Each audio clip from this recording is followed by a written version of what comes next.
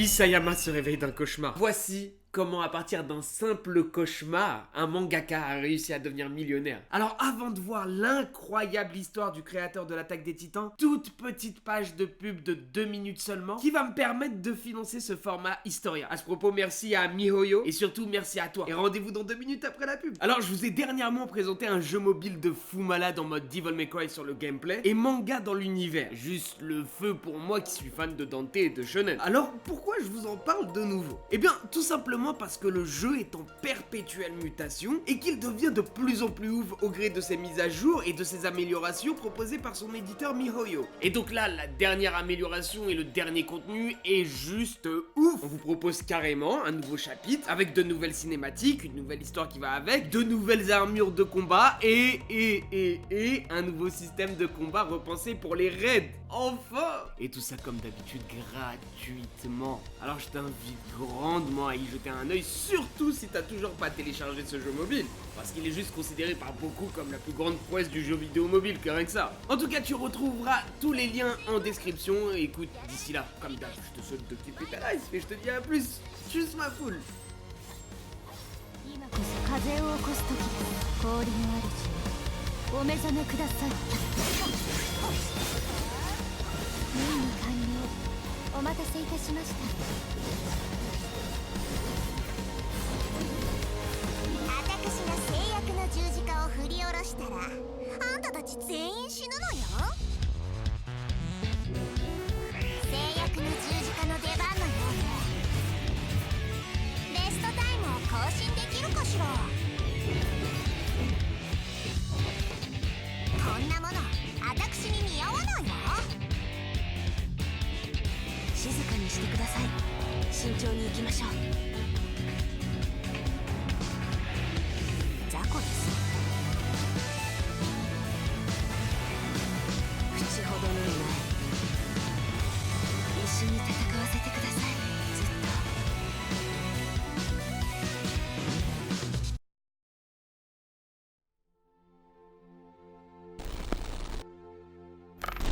Hajime Isayama est né à Oyama dans la province d'Oita au Japon en 1986. À la maison, il regarde Kamen Rider. L'idée qu'un personnage puisse se transformer au profit d'un corps plus imposant et performant le séduisait. Parce que lui, il avait un corps de faiblard, tu vois. Isayama, c'était quelqu'un qui se sentait pas forcément bien dans sa peau. Tuez-moi. De lecteur assidu, il devient un créateur déterminé. Il commence à dessiner ses premiers mangas, ça lui plaît. Et c'est pour ça qu'il prendra la décision de continuer ses études dans l'école professionnelle de manga à Fukuoka. J'aime bien dire le nom de cette ville, Fukuoka. Et c'est dans cette école qu'il va avoir une chance de fou malade, il va pouvoir faire une sortie universitaire de dingue. Mais quel genre de sortie universitaire? Une sortie universitaire à Tokyo pour rencontrer les éditeurs, mon pote. Non mais c'est une chance incroyable pour un aspirant mangaka. Pouvoir montrer son travail à des professionnels en la matière qui ont l'habitude de juger des mangakas professionnels. Donc le gars il est refait, tu vois, il va y aller et la première chose qu'on va lui dire c'est que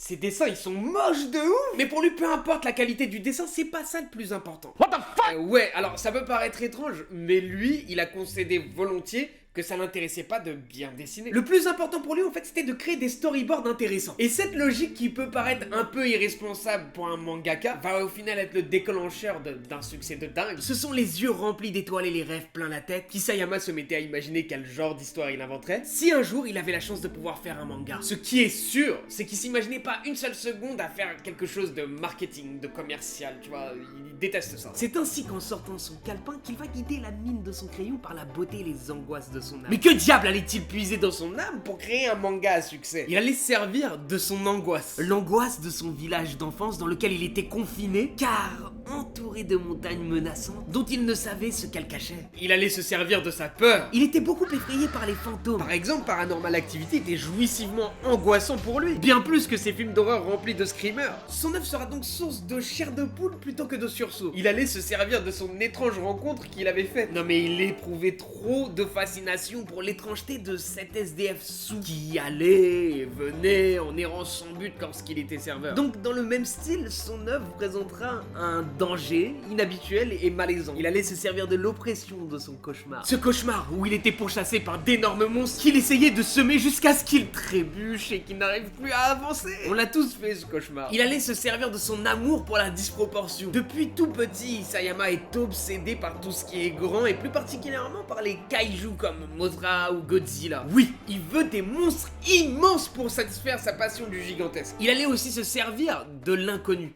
de son envie de l'inconnu. Comme lui, son héros ressentira le besoin d'aller au-delà de ces montagnes. Alors direction Tokyo pour présenter le fruit de son travail qu'il venait de créer. Direction Tokyo pour présenter Shingeki no Kyojin.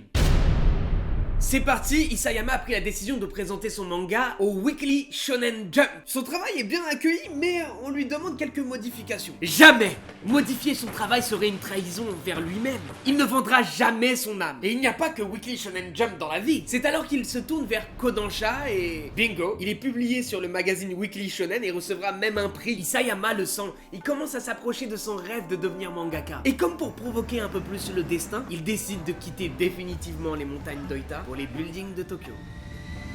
Forcément, depuis qu'il a gagné son prix, les éditeurs attendent quelque chose de lui. Ils attendent une nouvelle super idée d'un projet de sérialisation. Et c'est dans cet esprit que Isayama va se présenter devant son éditeur pour lui présenter différentes histoires auxquelles il a pensé. Mais le truc qui va être giga bizarre et giga gênant, c'est que son éditeur, en fait, il va le regarder en mode Osef. Genre le gars, il en a strictement rien à péter de ses histoires. Non mais c'est un truc de dingue, pourquoi il le snob? Et ben en fait, il y a une raison très précise à ça. Son éditeur était persuadé, il n'arrivait pas à s'enlever l'idée de la tête qu'Isayama faisait fausse route à faire l'impasse sur une idée déjà existante qui avait déjà fait ses preuves. Et c'est ainsi qu'il va demander à Isayama, au lieu de faire tout ce que tu me présentes, qu'est-ce que tu penserais de sérialiser ton one-shot Shingeki no Kyojin plutôt?